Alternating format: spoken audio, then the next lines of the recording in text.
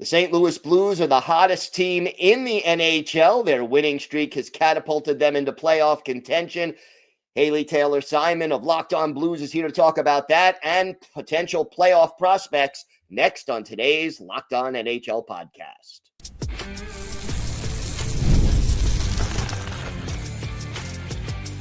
You're Locked On NHL, your daily podcast on the National Hockey League. Part of the Locked On Podcast Network, your team every day.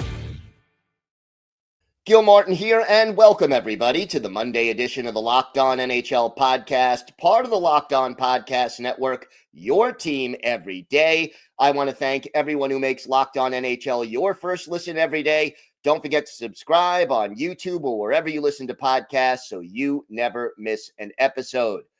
It is my pleasure to welcome back to the show the host of Locked On Blues, Haley Taylor-Simon. And Haley, great time to be a Blues fan. They have found their stride on this great winning streak.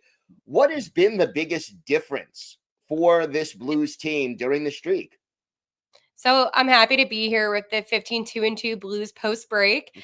And I think the one thing that the Blues have really strived off of since coming back from the break is a sense of it's all or nothing.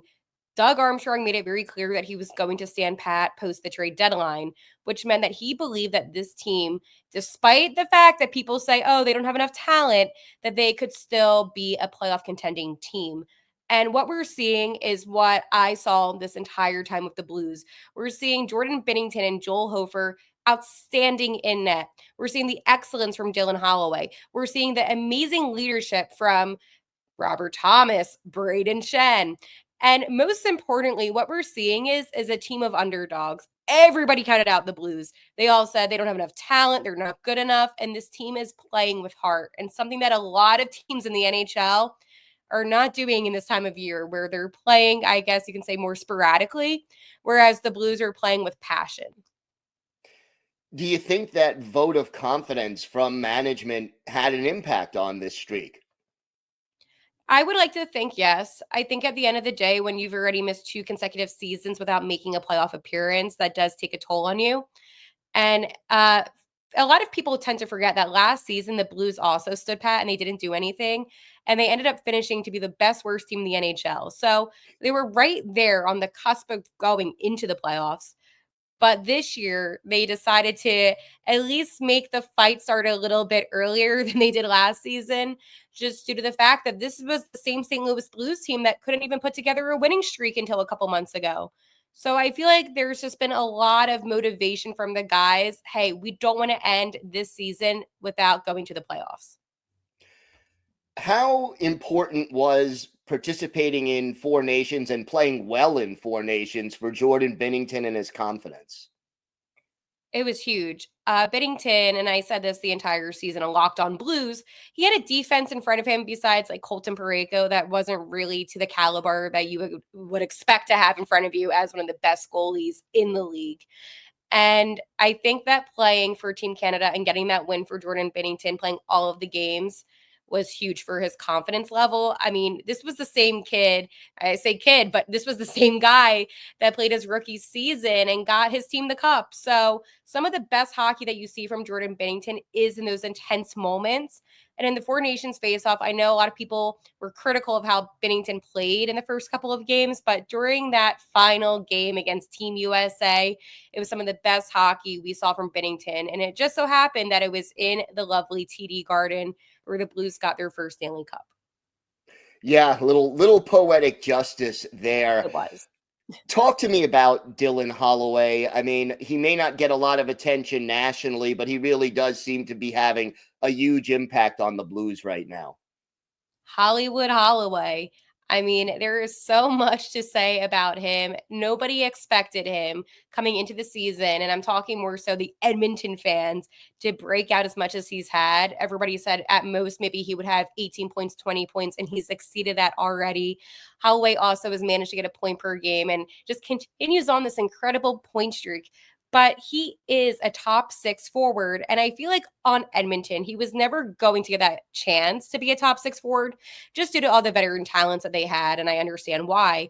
However, when you take a young player like Dylan Holloway, who is still developing, and you're putting him on that second line, you're allowing him the opportunity to really exceed. And I am seeing somebody that's going to be a star in the NHL. I really thought it was going to be Robert Thomas. I did. That was going to be the biggest star of the Blues. I think it's going to be Dylan Holloway. And as far as using those offer sheets, that seems to have paid off quite well, what they did over the offseason. Thank you, Edmonton, for not matching it, for not even trying. I understand, that the Blues were paying a bit much for Philip Broberg, and I will still stand by that. It was a little bit too much. However, it's really worked out. I mean, Broberg is such a great two-way defenseman. I feel like, and I said this on Locked On Blues, actually, I've been trolling the Edmonton fans because they're so delusional sometimes, with all due respect, in that they said, oh, well, Dylan Holloway, he's not that great. He wouldn't play the same way that he does here in St. Louis on Edmonton. And I have to disagree with that. I think that with the Edmonton Oilers, you have a team that is relatively older. They're the oldest team in the NHL. They have a lot of talented players. I'm not going to disrespect that. However, these were two players that you got in the first round of the draft throughout 2019 and 2020. And you were kind of like planning on them being the future of your team. And another team comes in with a very attractive offer sheet, and you don't match it for at least one of them. I feel like that was a huge mistake on the organization of the Oilers, but a win for the Blues. And it just goes to show Doug Armstrong only has a couple more seasons left being GM before Alexander Steen takes over. And he is showing why he is the longest tenured GM in Blues history due to putting out an offer sheet, not just one, but two offer sheets. And both of those guys have panned out quite well. The penalty kill has been an issue for most of the season. They're ranked near the bottom of the league. Can they improve it, and why is it struggling so much? That's a great question. And I'm just going to say no. I think it is what it is at this point. The Blues, they've struggled with special teams, not even just this season, but last season. And it's just one of those things where you have to really hope that the guys play smart and don't draw any penalties. However, I still feel like the defense, and as much as I'm happy about the winning, the defense will always be an issue with this team, especially with Colton Parayko out.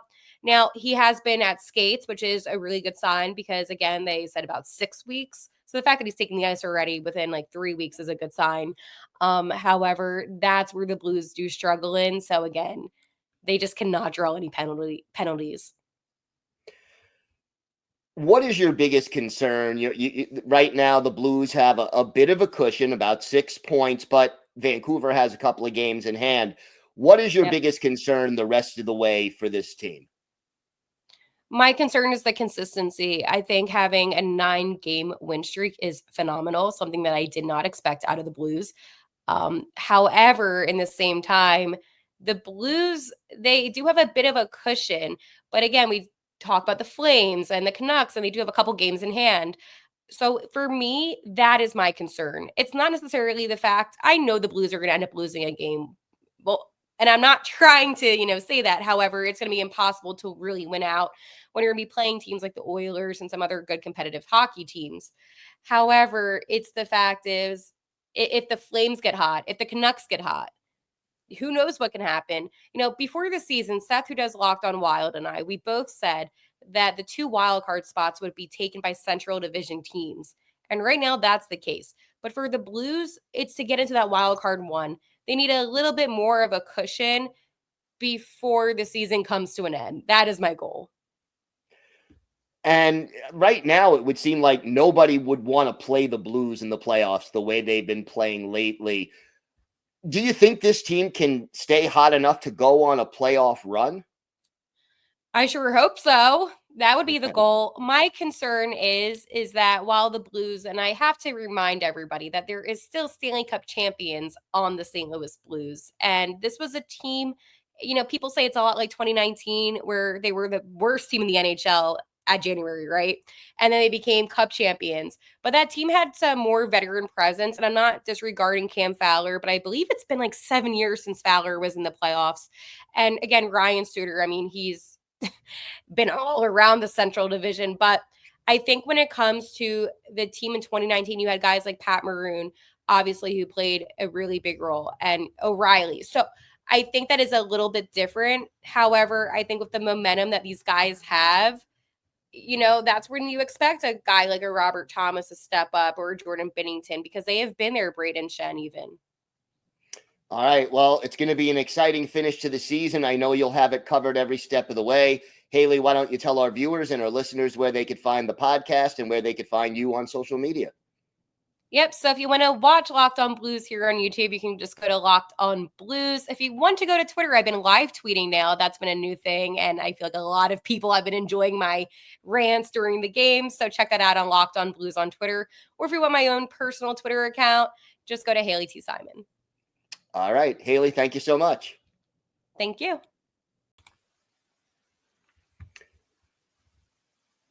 Today's episode is brought to you by FanDuel. March Madness is here, and FanDuel is giving you the chance to get in on the action like never before.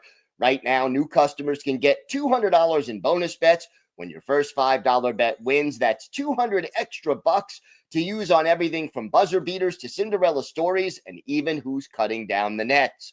I got my eye on a few underdogs this year, and FanDuel makes it easy to back them with spreads, totals, and game props.